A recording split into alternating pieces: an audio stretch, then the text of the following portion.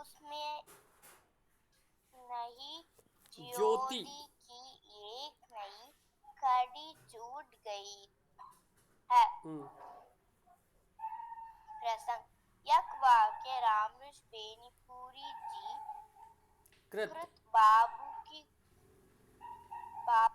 कुटिया में पाठ से लिया गया है।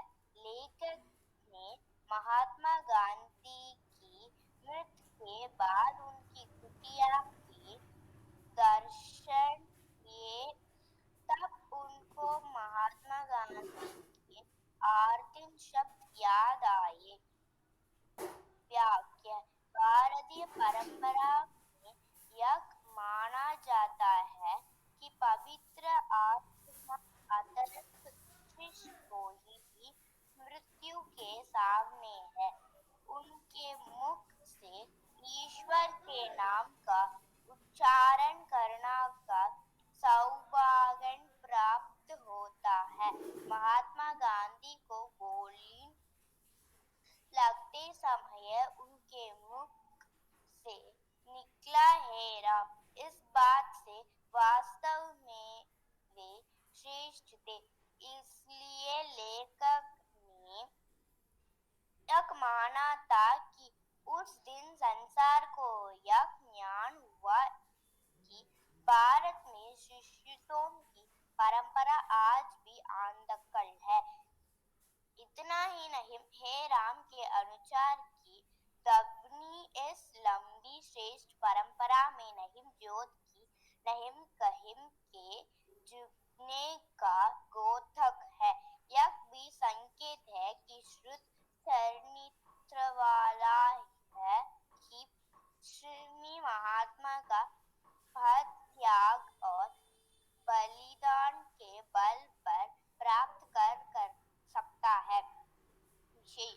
इसे यह मालूम होता है कि गांधी जी की पवित्र आत्मा और शिष्ट ऋषि है।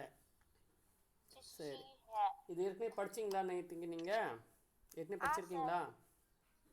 सर। சரி, என்ன புரிஞ்சிருக்கு உங்களுக்கு? இந்த இந்த போயம் வந்து ராமருஷ் பேனிபூரியால பாபு கி குட்டியா ஓட லெசன்ல இருந்து எழுதியிருக்காங்க. இந்த போயத்துல காந்திஜியின் குட்டியா பத்தி சொல்றாங்க. அண்ட்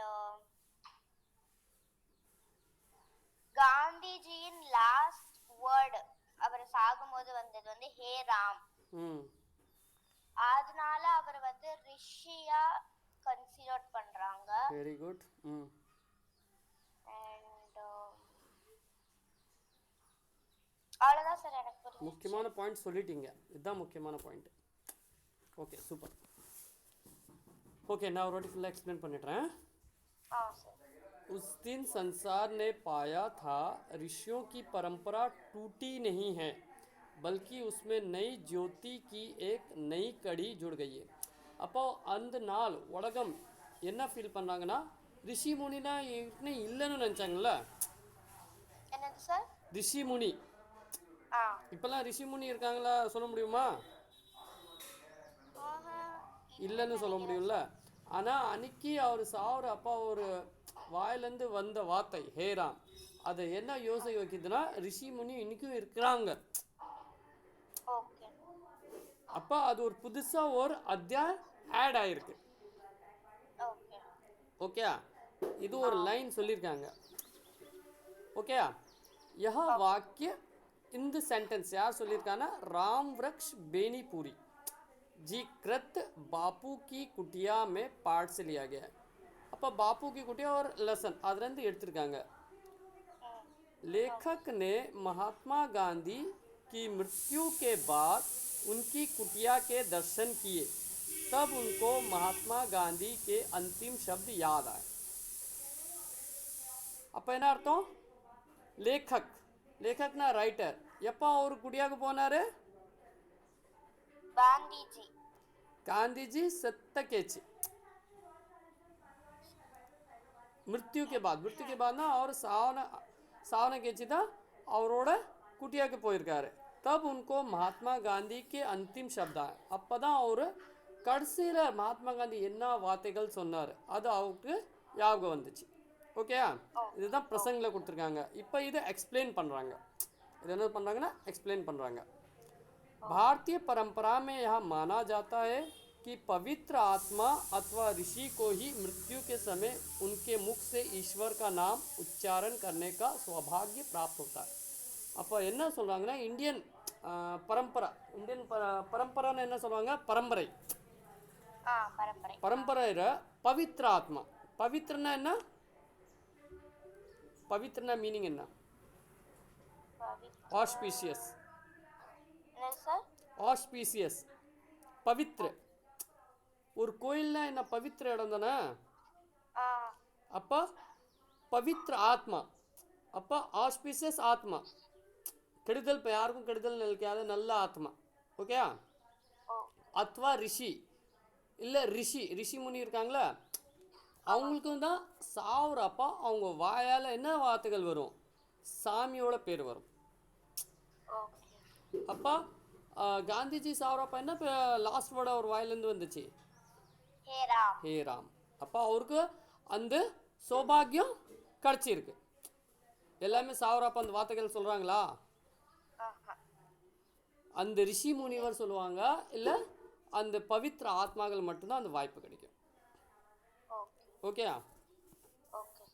ஏன்னா அவருக்கு வந்து கன் அடிக்கிறப்ப அவர் வாயால் இந்த வார்த்தை கடைசி வார்த்தை என்னன்னா அந்த வார்த்தை தான், முக் से निकला हे राम.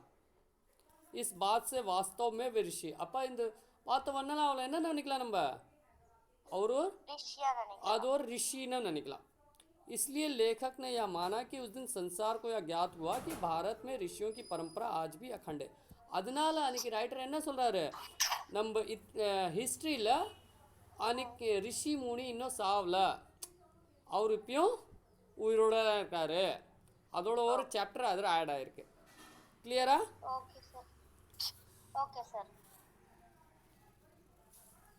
அதுதான் சொல்லியிருக்காங்க. यह भी संकेत है कि शुद्ध चरित्र वाला ही ऋषि महात्मा का पद त्याग और बलिदान के बल पर प्राप्त कर सकता है. அப்போ ரிஷிக்கு யாருக்கு அந்த சௌபாகியம் கிடைக்கும், சுத்த நல்லா சரித்திர நல்லா கேரக்டர் இருக்காருங்க, இல்லை ரிஷி மகாத்மா இருக்காங்க, அவங்களுக்கு தான் இந்த வாய்ப்பு கிடைக்கும். ஓகே, இப்போ உங்களுக்கு கிளியர் ஆகிடுச்சா ஃபுல்லா? இன்னும் உங்களுக்கு எதாவது டவுட் இருந்தால் நீங்கள் என்ன பண்ணிக்கலாம், கீழே இருக்க தமிழில் பொறுமையாக படித்து பார்த்துக்கலாம். ஓகே, செகண்ட் வரலாமா? செகண்ட் வாங்க. இது ஷார்ட்டாக இருக்கா இல்லை உங்கள் புக்கில் தான் ஷார்ட்டாக இருக்கா? இது ஷார்ட்டாக இருக்குல்ல?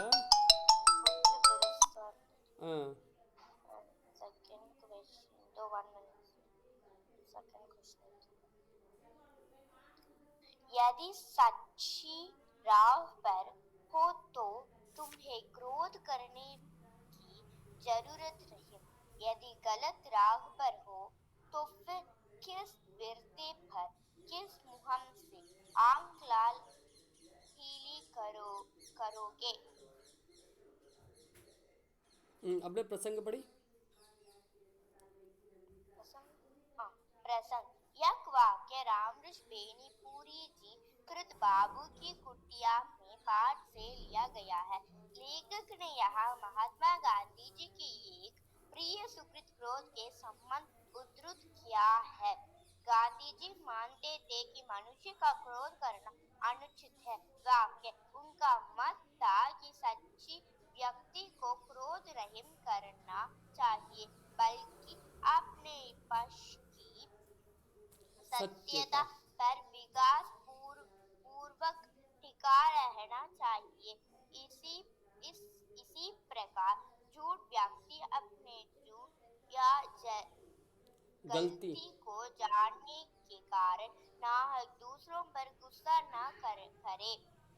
जो व्यक्ति झूठ बोलने की, क्रोध करने की भूल को मानकर पश्चातापने वाले को शर्म कर क्षमा क्षमा देना चाहिए, क्षमा कर देना चाहिए।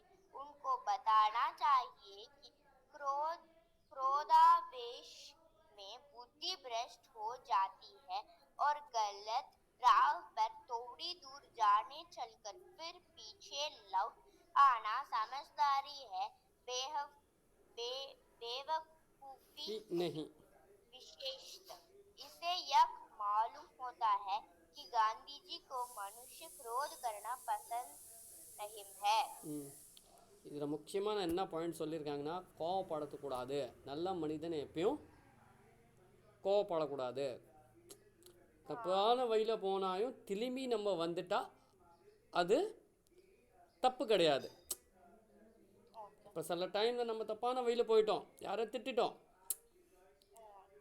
இப்போ சில டைமில் அம்மா டென்ஷனில் இருந்தால் திட்டிடுவாங்க, திட்டுவாங்கள்ல. அப்போ ஆனால் அவங்க திரும்பி அதை திட்டிட்டேன் வந்து என் மேலே தப்பு பశ్చాத்தாபம் பண்ணனா அவங்க கரெக்டாக பண்ணிங்கன்னா அது தப்பு கிடையாது. அது நல்ல மனுஷனோட இது. ஓகே, இதுதான் சொல்கிறாங்க. ஓகே, இது அப்புறம் வேறு இன்னுமே சொல்கிறதுக்கு எக்ஸ்பிளைன் பண்ணல, இவ்வளோ தான் ஷார்ட்டாக சொல்லியிருக்காங்க. ஓகே, थर्ड रीड பண்ணுங்க. झूठ शब्दों में निहित नहीं है, छल करने में है। चुप्पी साध कर भी झूठ बोला जा सकता है। प्रसंग। यह वाक्य रामकृष्ण बेनीपुरी जी कृत बाबू की कुटिया में पाठ से लिया गया है। वाक्य। गांधी जी ने अपने जीवन को सत्य की प्रयोगशाला मानता था। उन्हें मन, वचन या कर्म के किसी भी स्तर पर झूठ स्वीकार नहीं था।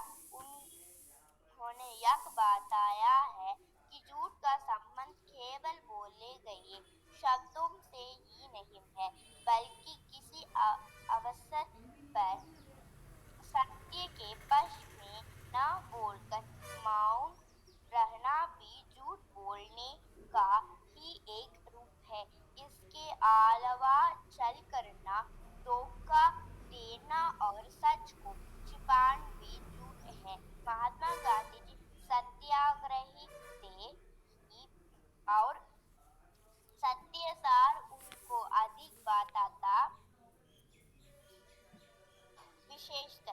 इससे यह मालूम होता है कि गांधी जी को झूठ के पक्ष में रहना और सुनना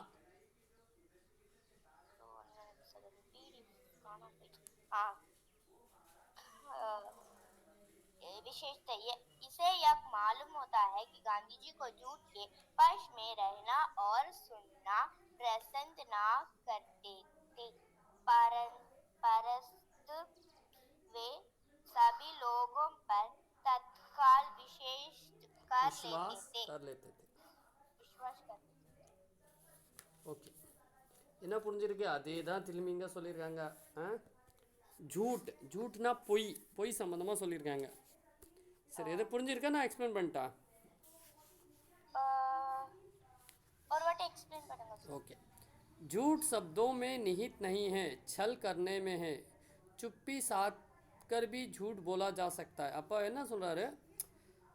பொய் சொல்கிறது நல்ல விஷயம் கிடையாது. छल, யாராச்சும் தோக்கானா என்ன வேர்டு? நம்ம யாராச்சும் கிடுக்க பார்க்குறோம், ஓகே, இல்லை சரியான வட்டத்தில் நம்ம சத்தியம் சொல்லலாம், அதுவும் ஒரு பொய் தான். இப்போ சில டைமில் நம்ம சத்தியம் சொல்கிறதுக்கு இடத்துல நம்ம வாய் மூடி இருப்போம், அங்கே சத்தியம் சொல்ல மாட்டோம், அதுவும் ஒரு பொய் தான். அது இதை எக்ஸ்பிளைன் பண்ணுறாரு. ஓகே, प्रसंग अदे सेम था। यह वाक्य रामकृष्ण बेनीपुरी जी कृत बापू की कुटिया पाठ से लिया गया है। ओके, गांधी जी ने अपने जीवन को सत्य की प्रयोगशाला माना. அப்போ காந்தி ஜி என்ன அவரோட லைஃப் ட்ரூவாக எப்படி பார்க்கணுன்னு ஒரு லெபரேட்டரி மாரியே பார்த்துருக்காரு. प्रयोगशाला लैबोरेटरी था ना, प्रयोगशाला. उन्हें मन, वचन या कर्म के किसी भी स्तर पर झूठ स्वीकार नहीं था. और மனசுலேருந்து வெளியேந்து இல்லை கர்மலேருந்து எதிலேருந்து பொய் அவருக்கு சுத்தமாக பிடிக்காது. ஓகே, उन्होंने यह बताया कि झूठ का संबंध केवल बोले गए शब्दों से ही नहीं है, बल्कि किसी अवसर पर सत्य के पक्ष में ना बोलकर मौन रहना भी झूठ बोलने का ही एक रूप है. அவர் பொய் சொல்கிறதே ஒரு விஷயம் கிடையாது. சில டைமில் ஒரு விஷயம் நடக்குது, அங்கே சத்தியம் சொல்லி ஆகணும். ஆனால் சில பேர் சத்தியம் சொல்லாத இருக்காங்க, வாய் மூடிட்டு இருக்காங்க. அதுவும் ஒரு பொய்யோட ஒரு அதுவும் ஒரு பொய் தான். ஓகேயா? इनके अलावा छल करना, धोखा देना, सच को छिपाना भी झूठ है. இது இல்லாத छल करना, யாராச்சும் கஷ்டப்படுத்துறது, கெடுக்கிறது, நஜம் பொய்யை மறைக்கிறது, இல்லை நஜமை மறைக்கிறது, இது எல்லாமே ஒரு பொய் தான். ஓகே? महात्मा गांधी सत्याग्रही थे और सत्यसार उनको अधिक. महात्मा गांधी और सत्याग्रही ना சத்தியமே எல்லாமே. ஓகே? அவருக்கு சத்தியம் தான் எப்பயும் பிடிக்கும், பொய் சொல்கிறது எப்பயும் பிடிக்காது. इससे यह मालूम होता है कि गांधी जी को झूठ के पक्ष में रहना और सुनना पसंद नहीं है. அதனால் இதுலேருந்து என்ன தெரியுது? யாராச்சும் பொய் சொன்னால் அவருக்கு பிடிக்காது, பொய் கேட்குறதும் பிடிக்காது. ஆனால் அவர் எல்லா परंतु वे सभी लोगों पर तत्वाल विश्वास कर लेते. ஆனால் அவர் எல்லா மனுஷங்களும் உடனே நம்பிக்கை வச்சுருவார். விஸ்வாசனா என்ன? நம்பிக்கை.